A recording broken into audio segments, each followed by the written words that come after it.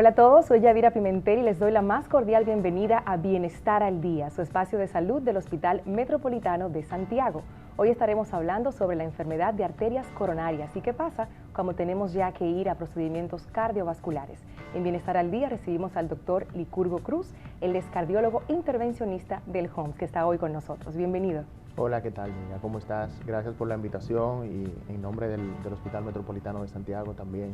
Gracias por ceder nuestro espacio para llevar un poquito de educación y quizás responder algunas dudas o algunas cosas que los pacientes entienden o algunos tabúes. Felices de tenerlo aquí y de justamente aclarar dudas sobre esta enfermedad de arterias coronarias. ¿De qué se trata? Vamos a empezar así como 101. Bueno, lo primero es que las arterias coronarias son las arterias que cubren todo el corazón.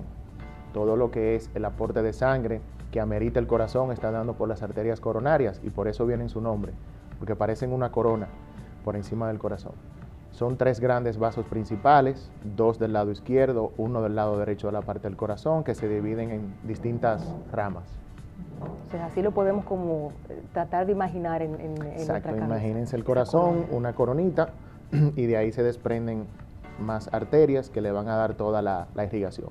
Es interesante porque es el único órgano que late, o sea, es un órgano que no está estático, por eso la demanda de sangre o de oxígeno en él es mayor o igual que la del cerebro. Imagínate tú que tengas un órgano en que tenga que estar latiendo y esos latidos van a depender muchas veces hasta del estado de ánimo en que uno se encuentra. Sí, de hecho, leyendo se dice que el corazón tiene una especie de cerebro. Así es, el corazón tiene una autonomía propia en donde a veces tenemos problemas cerebrales y el corazón sigue latiendo de manera autonómica. O sea que sí es cierto. Sí, así es. Hay un cerebro aquí y otro por aquí también. Así es. por decirlo. Por eso dicen que uno quiere con el corazón, porque todas las emociones, claro, buenas o malas, se manifiestan en el corazón. Por eso muchos eventos cardiovasculares ocurren cuando el paciente está triste o una impresión, le dieron un susto, porque ya si tenemos un problema en las arterias y el corazón demanda más sangre porque late más rápido. Incluso muchos de los deportistas que hacen, los futbolistas pueden hacer eventos cardiovasculares y se supone que el que hace deporte no debe enfermarse, pero todo va a depender de la condición que tenga el corazón. ¿Y qué pasa cuando llega la enfermedad de arterias coronarias? ¿Cómo se pudiera definir? ¿Qué pasa con esa corona que cubre nuestro corazón? Las arterias del corazón miden aproximadamente entre 2.5 o 4 milímetros. O sea, el corazón es del tamaño de tu puño. Imagínate tú, y por ahí tienen que ir unas 100 o 150 arterias pequeñitas. Estamos hablando que cuando hay una obstrucción de estas arterias, la gente se imagina que es un gran coágulo, un gran trombo. Son trombitos milimétricos. Y por eso nosotros siempre insistimos en la prevención. Sabemos que la causa número 1 de enfermedad coronaria es la arteriosclerosis, que es la grasa en sangre. Por eso nosotros siempre insistimos, coman saludable, porque al final esas arterias, yo le digo a los pacientes que son como los tubos de los fregaderos. Usted le va echando grasa, eso se va acumulando en la pared interna y va obstruyendo la arteria poco a poco. Normalmente cuando ocurren estos eventos cardiovasculares es que la obstrucción de la arteria está ya por encima de un 75%. Y eso no ocurre de la noche a la mañana. Tienen que pasar semanas o meses o años para que esto ocurra. Por eso los infartos en los jóvenes son más letales, porque a medida que se van obstruyendo las arterias con las que nacemos, el corazón muy inteligentemente va creando otras ramas colaterales, pero en el joven no hay chance de crear esa irrigación colateral o secundaria.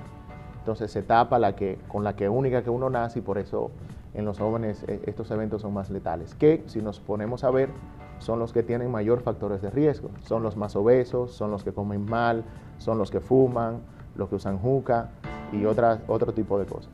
Ay, doctor, tocó un tema usted ahí, sí, una tecla. Sí. La podemos tocar más adelante para seguir expandiendo la enfermedad de las arterias coronarias. Cuando usted habla de la grasa que se acumula en el conducto, en las venas y que puede obstruir, pudiéramos también hablar de un factor genético, además de esa parte que ya depende más de uno y de su alimentación. Sí, claro que sí. Hay factores externos y factores internos. Los internos con lo que uno nace. Siempre se habla del colesterol bueno y el colesterol malo. Nosotros nacemos con 90 de colesterol cuando somos bebecitos, pero lo normal en el adulto es hasta 200. Entonces, por encima de 200 de un colesterol total, habla de que el paciente tiene riesgo de tener enfermedad cardiovascular, no solo en el corazón, sino en cualquier otra parte, cerebro, riñones, extremidades inferiores, porque la grasa, como te dije, se va de manera acumulativa. Hay pacientes que llevan una dieta adecuada y existe lo que se llama la hipercolesterolemia familiar, que es un proceso familiar, congénito, en donde los pacientes tienen niveles altos de colesterol a pesar de llevar dieta y hacer ejercicio. Y es tan letal como el que no nace con eso. Al final, la acumulación de colesterol en las arterias va a ser independiente de que si naces con eso o si lo adquieres por una dieta o por una alimentación inadecuada. Por eso dentro de la batería de pruebas que a veces nos solicitan los médicos está siempre la parte del colesterol, porque yo puedo bien verme así como me veo y tener colesterol alto. Así es. Pero fíjate qué interesante. Paradójicamente es la causa, digamos, más frecuente de enfermedad coronaria. Sin embargo, el 50% de los pacientes con un primer evento cardiovascular tienen un colesterol total normal. ¿Cómo?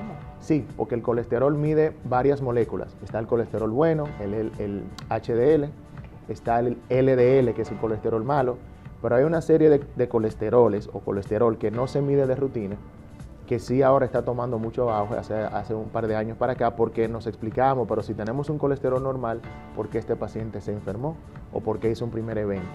Entonces existen otras moléculas como la ApoB, APO, una serie de moléculas que quizás no vale la pena mencionar aquí, pero otra de las dudas y otro de los tabús que quiero sacar a los pacientes es que después de un primer evento cardiovascular y usted se hace un colesterol y sale normal en sangre, los pacientes dejan las pastillas porque entienden que un colesterol normal en sangre no tiene ningún problema en las enfermedades coronarias y no debe ser así, no debe ser así. ¿Y cómo sacamos a la gente de esa falsa creencia? De soltar el medicamento sin hablar con el médico primero. Claro, llevando orientaciones como esta. Cualquier duda que usted tenga antes de suspender un tratamiento ya prescrito por un colega, lo que debes de llamar al colega y preguntarle. Por cultura el dominicano se medica 3 o 5 veces antes de ir al médico. Sí. La vecina, el vecino, a mí me dio eso, tómate esa pastilla, y no todas las pastillas son iguales para todos los pacientes. Yo lo que creo que más allá del paciente suspender o automedicarse, lo que debe es hacerse un chequeo. Hay enfermedad coronaria que es asintomática. Hay pacientes que dicen, pero yo iba siempre a mi médico, me tomaba la presión y me hacía un electro. Eso realmente, un electro en reposo y una toma de presión en el consultorio, no te excluyen de que haya una enfermedad coronaria. Los pacientes saben mucho. Cuando van al médico a hacerse análisis, duran una semana comiendo sano, sin azúcar, cero fritura, para engañar al médico, pero al final el médico ve los resultados, ve que calcula el factor de riesgo, no, riesgo bajo. Sin embargo, el paciente mintiendo de esta manera se está automintiendo. Somos tremendos. Los dominicanos somos tremendos. Pero tremendo, doctores. Somos el mejor país del mundo. Dios mío, esa sí no me la sabía yo. Una semana antes, déjame portarme bien. Sí, bien, cero alcohol, todo a la plancha. Señores, no jueguen con su salud de esa forma, por Dios.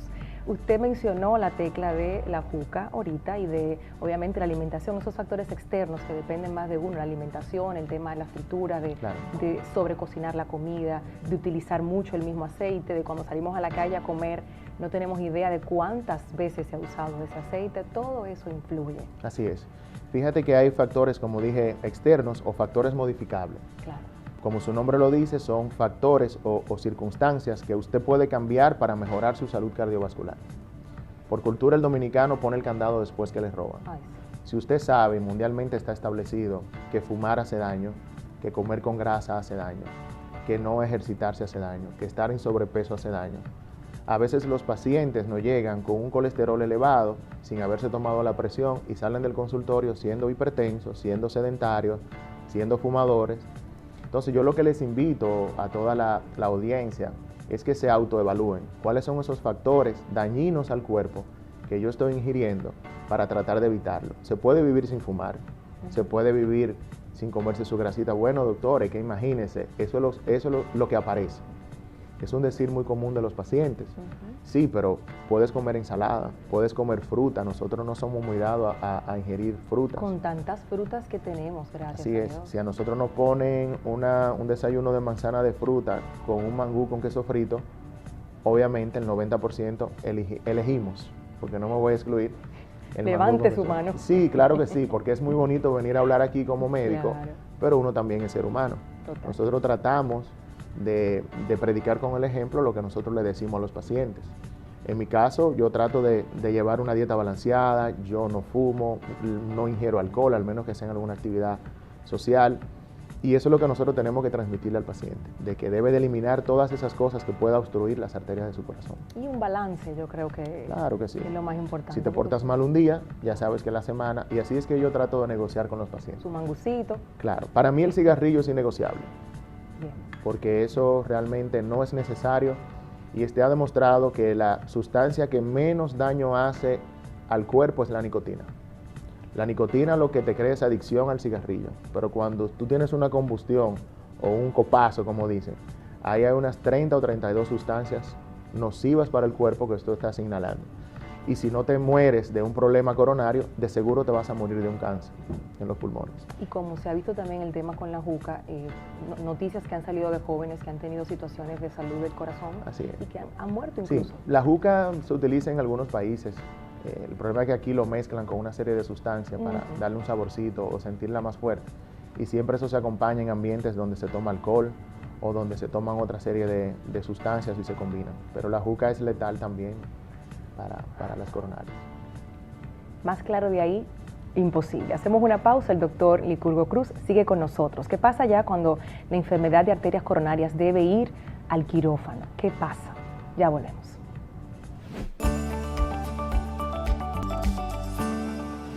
Qué bueno que siguen con nosotros en Bienestar al Día. Estamos conversando sobre la enfermedad de arterias coronarias, aprendiendo a cuidar más nuestro corazón y esa corona que lo cubre y que nos mantiene con vida. El doctor Cruz está con nosotros hoy y hablemos ya cuando hay que pasar a sala de cirugía. ¿Cuándo se determina esto, doctor? Cuando el paciente ya tiene el diagnóstico de una enfermedad coronaria que amerita una cirugía, como dicen, de corazón abierto, es porque ya ha agotado una serie de procesos de prediagnósticos, diagnósticos y reconfirmación de lo que a veces se hace de manera no invasiva.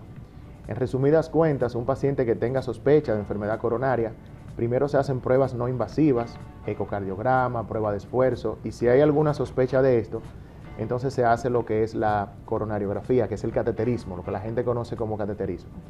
Muchos de los pacientes que son sometidos a cateterismo, que es la parte de la subespecialidad que tengo, pueden ser resueltos en sala de cateterismo sin necesidad de llevarlo a cirugía. Aproximadamente un 10 a 8% de los pacientes que tienen enfermedad coronaria son los que van a irse a cirugía de corazón abierto, como dicen, para que nos entiendan. ¿Por qué? Esto ocurre cuando hay tantas obstrucciones o tanta enfermedad en las arterias del corazón que a nosotros, los cardiólogos intervencionistas, se nos hace imposible tratar de abrir o resolver las obstrucciones.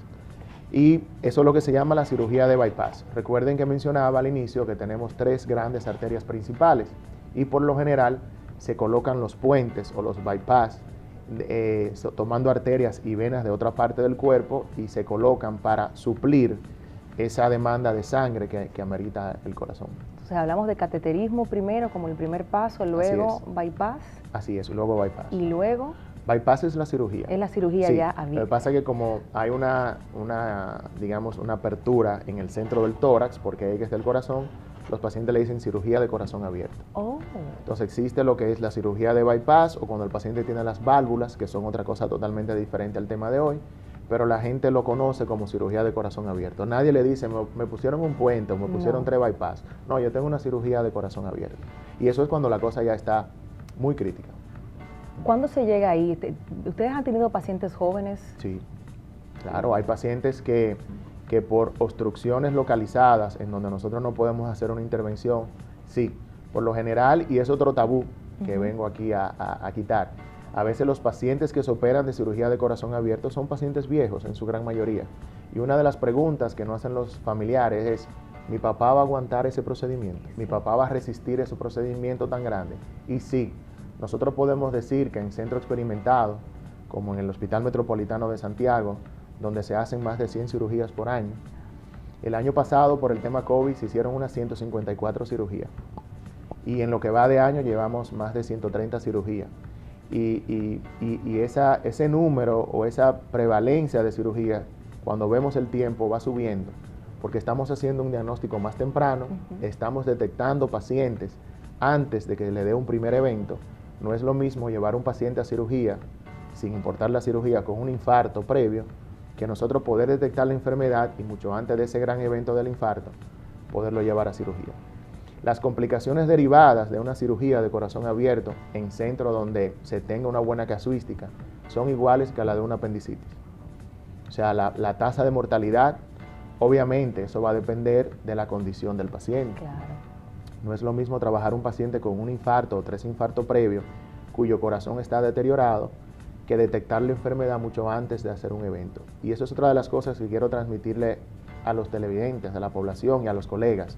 Detectemos la enfermedad coronaria mucho antes de que haya síntomas, porque tenemos las herramientas disponibles. ¿Cuál sería esa alerta roja, eso que debo sentir y decir, yo debo revisarme? Bien, para los pacientes, lo primero es identificar si usted tiene factores de riesgo. Mi papá y mi mamá son hipertensos, mi papá se murió a los 50 años, mi abuela estaba bien y se murió, si yo como inadecuadamente, si fumo, si bebo, que vamos al médico. El médico debe de buscar la enfermedad coronaria. Hay síntomas que los pacientes menosprecian.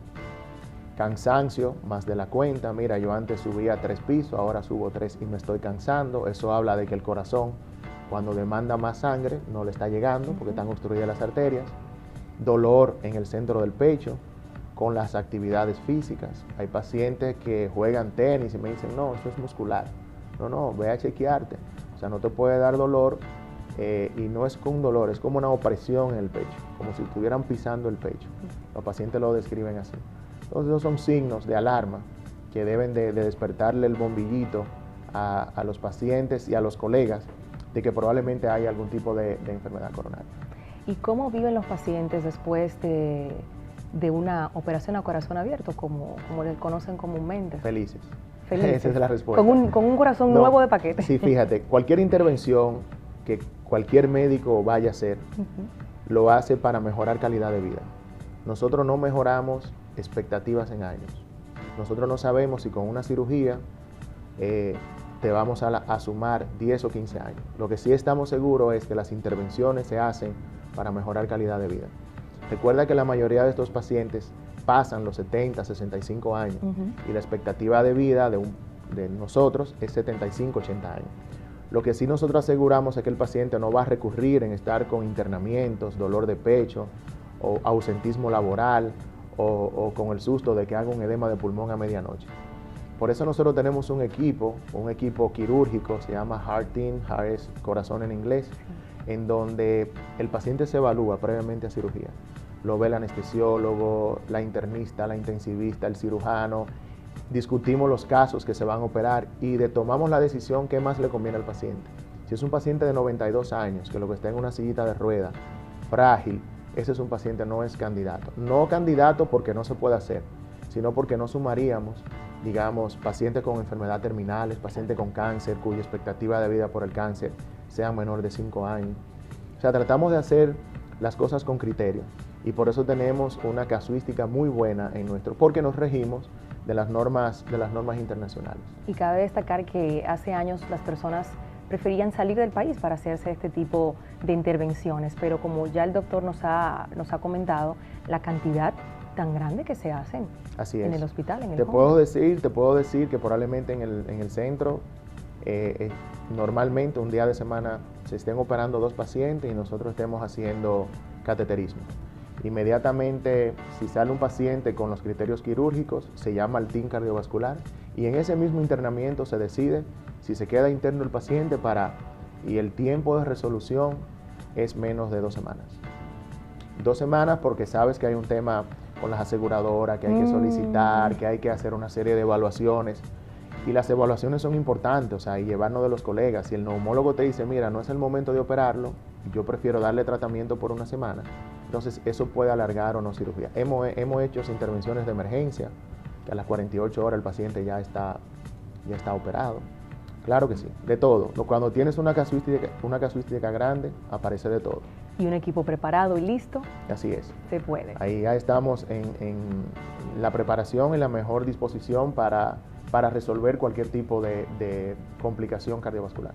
Hablemos a la familia que está cerca de un paciente recién operado de corazón abierto, esos cambios tal vez de humor, esa situación que se presenta a nivel emocional también de un paciente que acaba de ser intervenido. Sí, dentro del equipo que tenemos también existe, a veces nos valemos de la ayuda de los psicólogos y los psiquiatras, tanto para el paciente. Las personas creen que operarte de corazón abierto es quedarte en tu casa después, sentado, no hacer nada, la familia le cae arriba al paciente, papá no haga esto, mamá no camine. No, recuerden que las intervenciones que hacemos es para lo que los pacientes se reintegren nuevamente de su actividad social. Hay pacientes que después de esto pueden seguir trabajando.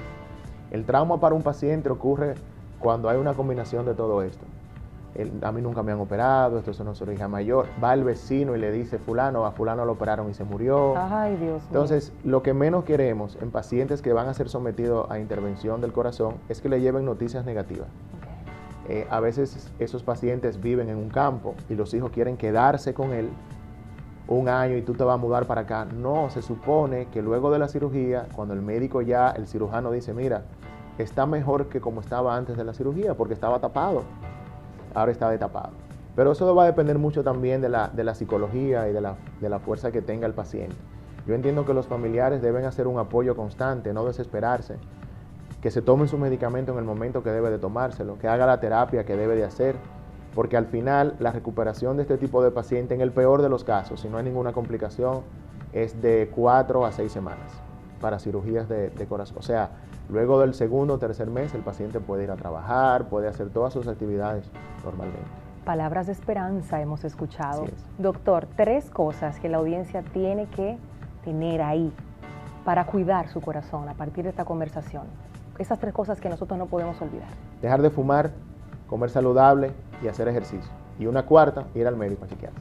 Y donde el doctor Licurgo Cruz en el Homs atenderse, claro que sí. Gracias por acompañarnos. Gracias a ustedes. Cómo no. Hacemos una pausa y cuando regresemos vamos a conocer la historia de 2 fundaciones que trabajan para ayudar a las personas, a los pacientes que no pueden costear estas cirugías cuando se presenta la enfermedad de arterias coronarias. Hacemos una pausa y volvemos ya.